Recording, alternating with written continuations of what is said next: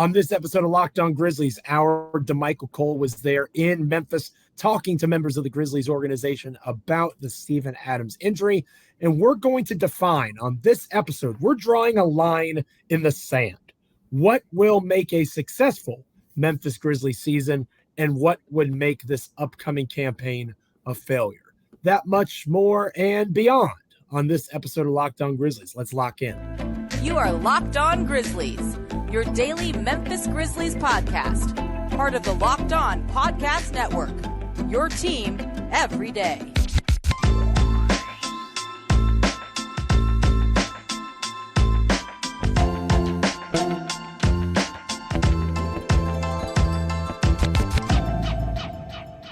It is a Tuesday edition of Locked On Grizzlies. I am one of your hosts, Joe Mullinax, joined by my co-host, Damichael Cole of the Commercial Appeal there in Memphis, Tennessee. He's the beat writer for that publication. I am the Memphis Grizzlies columnist for Bluff City Media. Between the two of us, you have come to the right place when it comes to Memphis Grizzlies coverage. And we hope that you will stick with us for our Memphis Grizzlies coverage all throughout the upcoming NBA season, which of course gets underway tonight with a national slate of games, I believe, on TNT. Yes, this sir. episode of Locked On Grizzlies is brought to you by Gametime. Download the Gametime app, create an account, and use the code LOCKEDONNBA for $20 off your first purchase. Again, we here at Locked On Grizzlies are proud members of the Locked On Podcast Network, your team each and every day, free and available wherever you get your podcasts, as well as on YouTube. Like, comment, rate, review, subscribe, all those fun things. Damichael Cole, Merry Christmas Eve to you. Merry Christmas Eve to you as well. How often you celebrate Christmas and Christmas Eve. You have to be a little bit unbiased, of course, in your role as a beat writer. But I, of course, celebrate Christmas Eve. I have my stockings out, hung by the chimney with care, in the hopes that St. Grizz soon will be there. Or Tony Allen, if you wanted to come down the chimney, that'd be fine after watching the preseason hype video. The Grizzlies do a phenomenal job with those, by the way. If you haven't checked it out on social media, make sure you're going and seeking it out. And obviously, we're not going to go down the rabbit hole of Tony Allen's legal troubles, but it's good to see him back affiliated with the organization again. Hopefully, he gets his number retired like Zach Randolph did. Very, very cool to see TA back with the Grizzlies and doing his thing as the speaker for this season. Because last year, Glorilla, was that right? I know people Glorilla, yeah. For saying Glorilla. There you go, Joe. Yeah, there you go. I'm somewhat familiar. I'm with it. I'm hip. It was. I just ruined it. There it is. It came out. I'm with it. Obviously I am not. But I was going to say to Michael, it kind of, I liked the choice. And again, the back to the grind mantra is kind of the theme for this season. And it does kind of feel like the Grizzlies are getting back to focusing on the task at hand. Maybe they got a little too flashy over the last year or two. It does seem like it's a different vibe going into the season. And I followed your coverage, of course, of practice on Monday, other people's coverage as well. That trend kind of continued in terms of the Steven Adams news. You know, people talking about how all of that worked. Taylor Jenkins kind of outlining the process a little bit, making total sense medically. I think that's important to point out, and I'm proud of us for not really getting too mad at the Grizzlies medical staff. You know, like I mentioned on yesterday's show to Michael, the PCL is such a unique injury when it comes to the knee, and it sounds like the Grizzlies did literally everything they're supposed to do to treat this thing. And now that they're in this spot, again, that back to the grind mentality, it's, you know, we'll back to the next man up mentality, which has been their mantra, you know, for the last 9 months, ever since Brandon Clark and Steven Adams all went down with their injuries. Right. And I had one main question that I wanted to ask Taylor Jenkins at practice yesterday. And my question to him was that, he actually led me into it perfectly, because when he was talking about the Steven Adams situation, he kind of was alluding to the fact that he's been in the know, you know, throughout the entire process. You know, as Steven Adams' knee, you know, reacts to the 5-on-5, to the full scrimmage, to playing the first half of basketball games, like everything in between. And I asked him, it's like, have you had a contingency plan this entire time just in case this happened? I feel like as a coach, especially in his position, especially, in Steven Adams' position. You should always have been ready for this, because everyone wants to say, oh, the Grizzlies should have been taking care of this, and now they were caught off guard, and the season's about to start. Like, come on. Let's be honest. If Taylor Jenkins was really in the know, he was well prepared for this, right? And this is literally their job, right? This is exactly. literally their job. Like, this is your job, right? Covering the team is your job. This is just my hobby that I'm very fortunate to be paid to do. Shout out to Locked On. It's your job too. Media. Yeah. Partially, right? Partially. Yeah. I get some income. But you understand my point. The fact is that if you didn't think there wasn't a plan B or a plan C, you might disagree with what it is. And plan C is, but they certainly exist. Exactly. And that's pretty much what he said. He also kind of tailored, no pun intended, over into the coach speak a little bit. I like what you did there, partner. Yeah. I teed that up kind of nice, but he basically said something like, we have contingency plans for everyone, just in case this point guard or this shooting guard or this small forward or this guy, looking at Santi in certain lineup groupings with guys, looking at, the small ball lineups. We saw some David Roddy at the 4 in the preseason. Now we're probably going to see a little bit more of that, in the regular season, things like that. So you put in those contingency plans. And the point is the Grizzlies put in the plan, for Steven Adams, but based on everything that we heard, they're going to proceed forward. There's still some confidence in the building. And there's one guy I think we should talk about a little bit, and that's Jaren Jackson Jr. Because, Joe, I'm not surprised at what he said, because he kind of said it already on Media Day. We've talked about how he basically said that, look, he's addressing, he's looking right in the mirror and saying, I need to be a better rebounder. I have to be a better rebounder. And I know that I have to be a better rebounder. And he took it on himself, after practice yesterday, and basically said, look, I've always planned on being a better rebounder this year, but now with Steven Adams being out, that becomes even more, of something he's emphasizing in his game. It has to be, right? It has to be in order, because no matter what the Grizzlies do, and I think you and I, by the end of yesterday's show, shout out to everybody that checked it out, by the way, one of our more viewed and listened to shows in a while here as the season approaches. So hopefully those folks stick around. Hopefully that's you that we're talking to right now.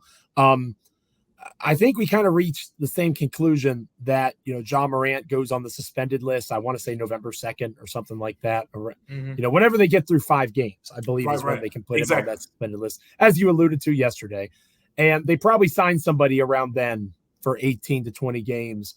And that gives them a window into how they look going into the Ja Morant return. And what do they have to do in response to that? Who do they waive, if they waive anybody other than the guy that they signed to basically get them through the Ja Morant suspension to also replace Steven Adams. And then kind of going from there into the trade deadline. If you missed yesterday's show, make sure you're checking it out, because I thought it was really good, not just because, I'm biased, it's Locked On Grizzlies, but I do think that we reached a good conclusion there, in that it seems like the most likely outcome. Yeah. But regardless of that, assuming they sign someone, that means it's someone that's currently unemployed. They're not going to come in here and save the Memphis Grizzlies. They might come in and give them, 12 good minutes. Yeah, they need a specialty guy. Yeah. Right. But the guy that's going to save the Memphis Grizzlies when it comes to this particular issue is Jaren Jackson Jr. So to see and hear him have confidence about understanding that and knowing what he has to do, I don't expect him to become Jonas Valanciunas or Rudy Gobert overnight, but I do expect to see a concerted effort consistently, because there'd be times where Jaren would grab 8 or 9 rebounds in a game. And he'd be like, oh, he's figuring it out. And then the next game he grabs 2. It's going to be more consistency, I think.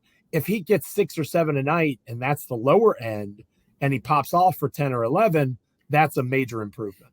Yeah, now you're talking averaging 8 boards a game potentially. Right. But you need this from him. But everyone's talking about the full Steven Adams impact. I want to touch on that a little bit, because everyone says, oh, it's Steven Adams is bigger than just rebounds, because you've seen most people touch on the fact that that's the area that the Grizzlies need to fill the most. And the reason that people are saying that, Joe, is because guess what? It's the one area that sticks out. Sure, he is a great screen setter and great at screen assists. But guess what? You go to the first round of the playoffs last season, Xavier Tillman was top 5 in the first round of the playoffs in screen assists. Very small sample size, But I've been in the locker room with those guys. I know that that is a big emphasis on his game as well. No, he's not Steven Adams in that area, but he is good enough in that area. The biggest gap in their games is the difference in rebounding. Xavier Tillman as a starter, 6.7 rebounds per game last season.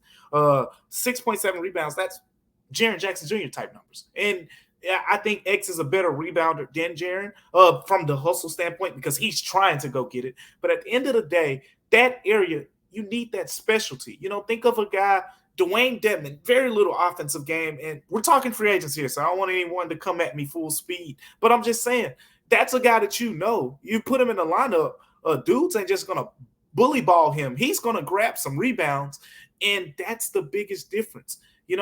Sure, you lose the playmaking, but guess what? You put Xavier Tillman in the game, you get a decent level of playmaking there, and you get the screen setting and things like that. But at the end of the day, Steven Adams, as Taylor Jenkins said in practice yesterday, you're not going to replicate what he brings. It's that simple. You just want to try to minimize the loss as much as you can, and the rebounding seems like the best area to be able to do that.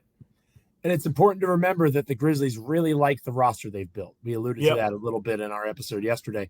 So while a trade may still happen, they are going to pursue avenues that allow for them to keep together the roster that they've built. And that starts off with signing somebody off the street. I think they're smart enough, as you talked about yesterday, Damichael, to know that they got to do something. They can't just sit on their hands. But at the same time, what that something looks like may not be exactly what Grizzlies fans would like to see at this stage. But it's going to be interesting to watch play out. And it's going to have a direct impact on what we're talking about the remainder of the show. Because before we give our official predictions, we'll talk about records and place in the conference, what playoff spot they might have. We'll do some reward predictions. That'll be our Wednesday episode of the show because we don't want to talk about the Pelicans for 30 minutes. No one wants to talk about the Pelicans for 30 minutes. But what we will do today is, again, line in the sand. What is success and what is failure for the Memphis Grizzlies in 2023 and 2024? That's going to be our focus next here on Locked On Grizzlies. But first, this episode of Locked On Grizzlies is brought to you by FanDuel. Snap into action this NFL season with FanDuel, America's #1 sportsbook. Obviously, the NBA is starting up, and you can certainly place all sorts of action and bets over at FanDuel for the NBA, but the NFL is in high gear too. And right now, new customers can get $200 in bonus bets guaranteed when you place a $5 bet. Again, $200 in bonus bets, win or lose. You've been thinking about joining FanDuel. There's no better time than now to get in on the action.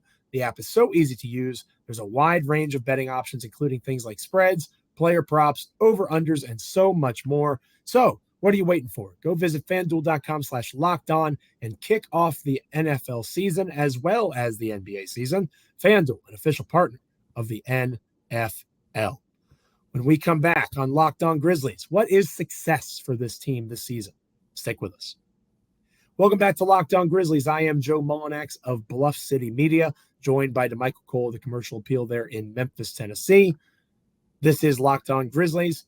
We've been talking about Steven Adams and the reaction to him from practice on Monday in terms of the news of his injury to his knee. Now, Damichael, we're going to kind of look ahead. Right? Yeah. Take the macro view of the franchise's season upcoming. But before we do that, I wish I had known that Steven Adams was going to get injured when I did the Locked On Ultimate NBA season preview. It is live. It is here. By all means, go check it out. It's a 6-episode series with all 30 of our Locked On NBA team shows. Again, I participated for us here at Locked On Grizzlies. From contenders to tankers, we go in depth with the biggest storylines heading into the season. You can catch all 6 episodes on Locked On NBA, YouTube, wherever you get your podcast. You can check it out here on our podcast feed and on YouTube as well. Do so after the show's over, if you would, please, and thank you. But I talked about how I see the Grizzlies as a team that can have the best record in the NBA once Ja Morant returns. And I've looked at this team since acquiring Marcus Smart as a squad that sees the championship window, or at least the contender window, as open right now.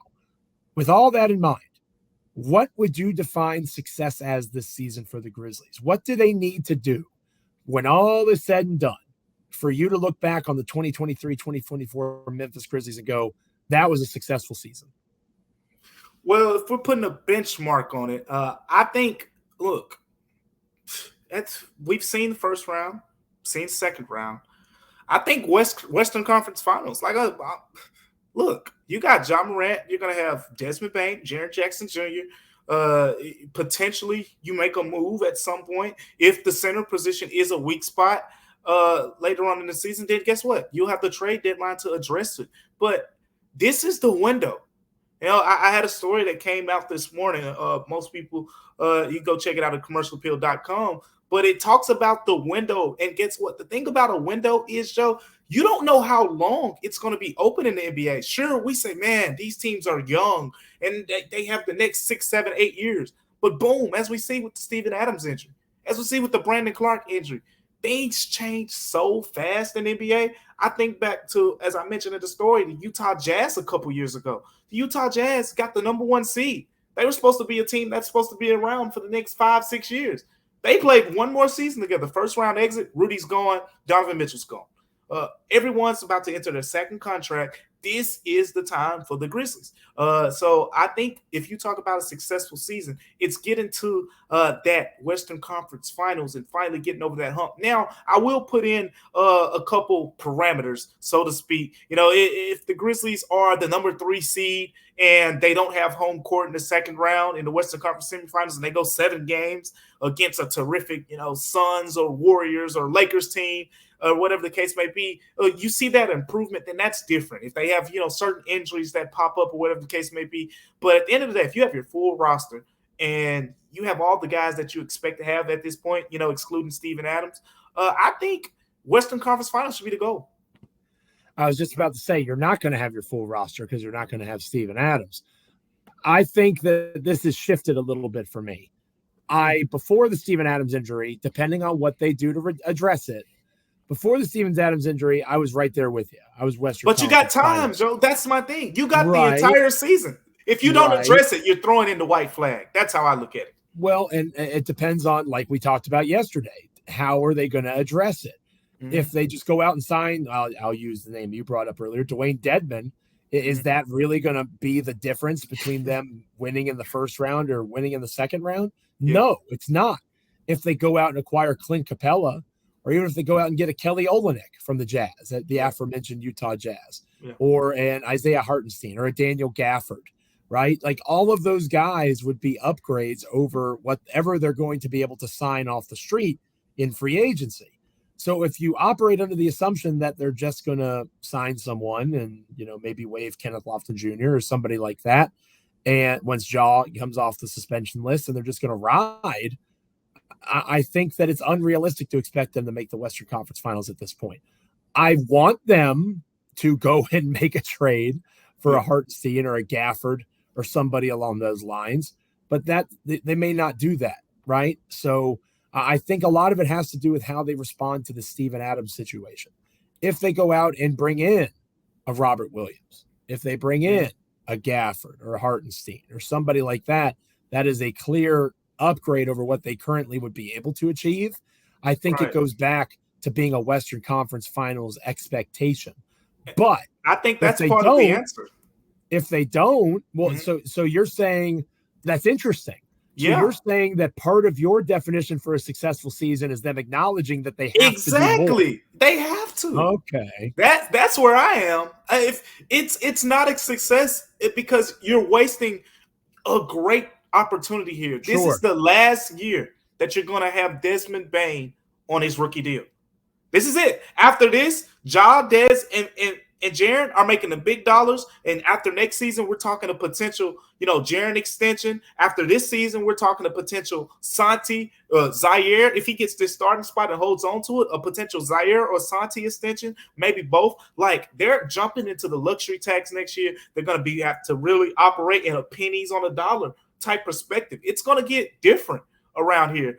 And, those core guys right now, this is the chance to say, hey, we need to see if you can win a championship with these guys. You make it to the Western Conference Finals, I think there's confidence that's saying, hey, we are just a little bit away. But if you fall in the first or second round again, you're tied up contractually to these guys for the next 4 years. You're going to be in a tough spot. All I know is, and I'm agreeing with you, they now have about $24, $25 million tied up in two bigs that have serious leg injury issues. Yeah. And you've got That's all part the of it. first-round picks. I think that you've got a Portland Trailblazers team and a Washington Wizards team they aren't particularly good. And I think the trades could be had.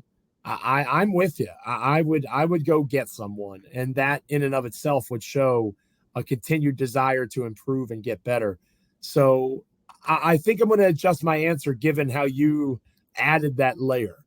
Yeah. It's a successful season if they go and do what I want them to do in terms of making that trade. But if they don't do that, then my expectation shifts from the Western Conference Finals to just winning a playoff series, because I do believe in how significant Steven Adams is to this team. And if you don't address that need, like in a Gafford, who's an excellent screener and a pretty good rebounder, if you don't address it in Hartenstein, who statistically speaking is probably the best option available that mirrors a lot of the same kinds of things that Steven Adams does. If you're not going to go and get those dudes, then I think you have to. You can't say Steven Adams is the fourth most important Grizzly, and then they can still make the Western Conference Finals without him, without addressing that need. Exactly. I think there's a pretty specific line there, and that might lead us, Damichael, into our final topic on today's episode.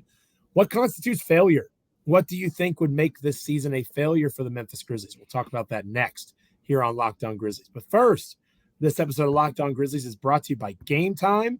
I don't know about you, Damichael, but every once in a while, I want to go see a show, right? I want to take my wife out for a night on the town. I want to take my kids to go see some wonderful play or kids musical.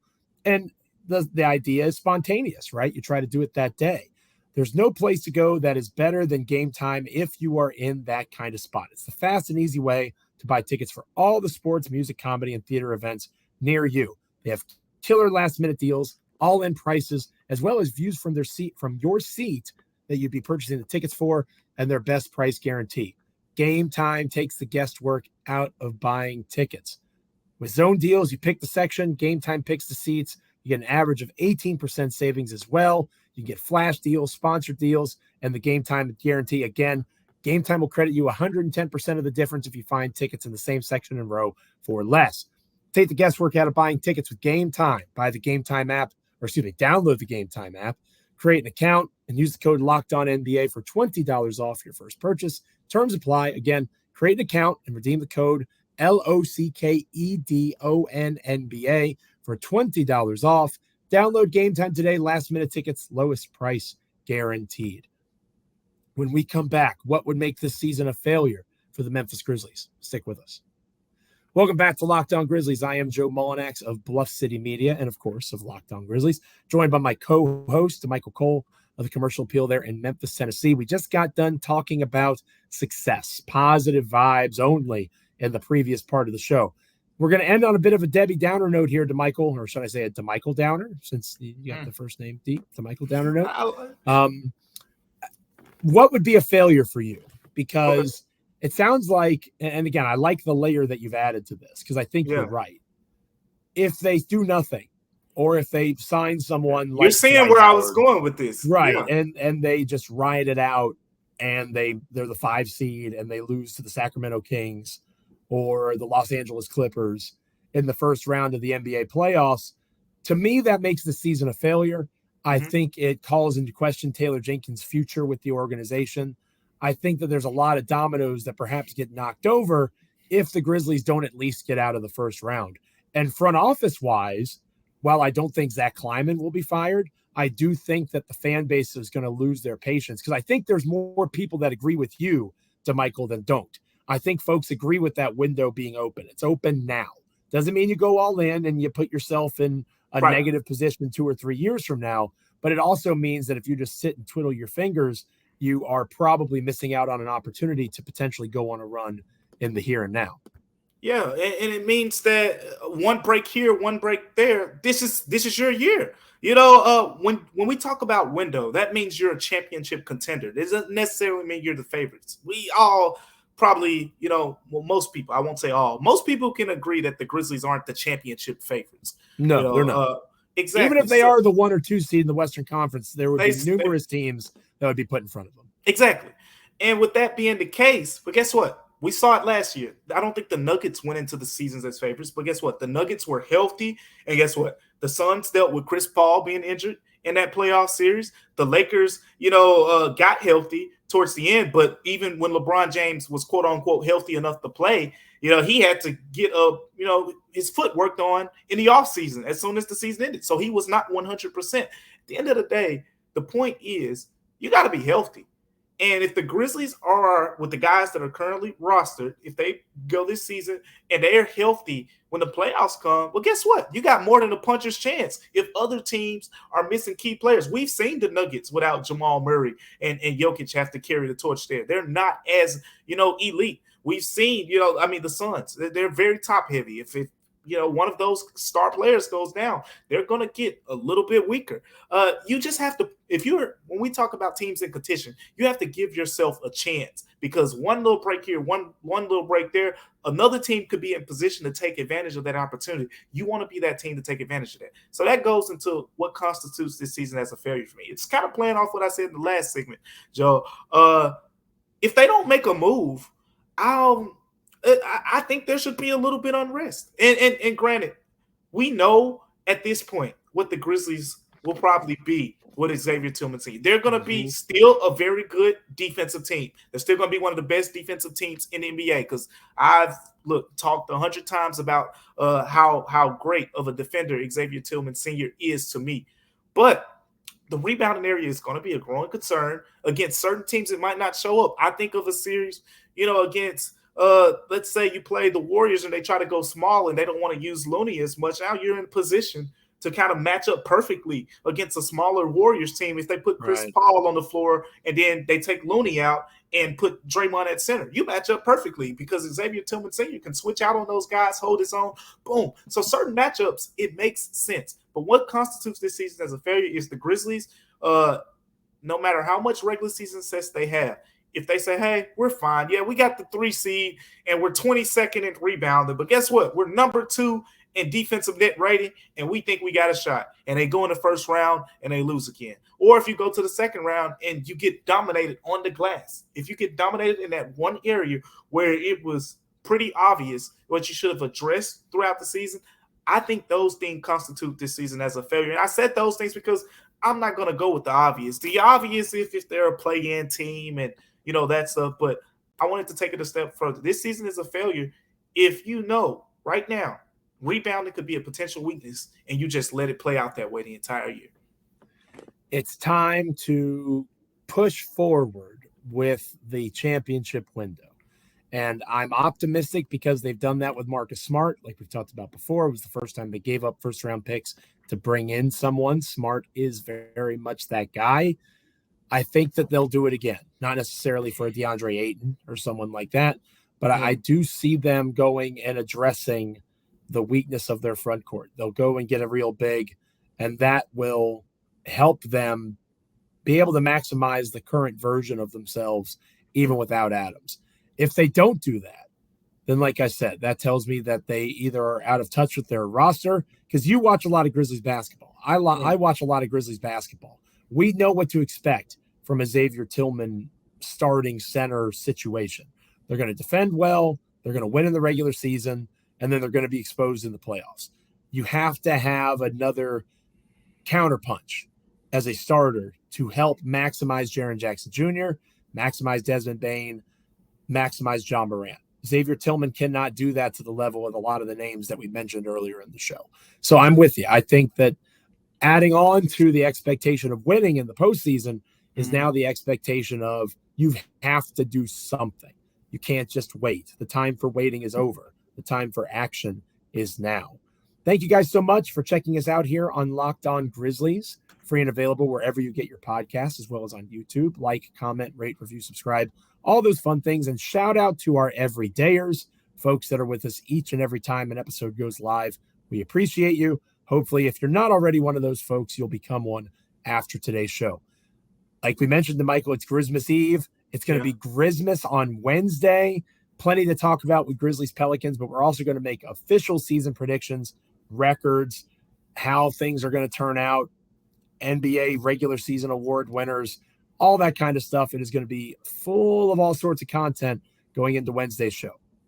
I'm looking forward to it. Because I want to make myself clear on tomorrow. So I don't think that this team is an automatic first round exit or anything like that with Xavier Tillman. I think that there's still certain matchups. If the Grizzlies land those matchups in the first round, basically in less words, other teams that aren't just dominant rebounding teams, that if the Grizzlies play them, they'll probably be okay. But we'll get more into that tomorrow because I'm going to factor that into my season predictions. I'm looking forward to hearing it. I'm sure everybody's super excited to see how crazy I get with mine. And of course, we'll preview Grizzlies Pelicans. But again, it's opening night. It's the first game. Not a ton to break down. It's not like it's a playoff series. We'll do our season preview and predictions as well as the game preview on tomorrow's show. For Damichael, I'm Joe. Stay locked in. Make sure you're subscribed wherever you get your podcasts as well as on YouTube. Until next time, this is Locked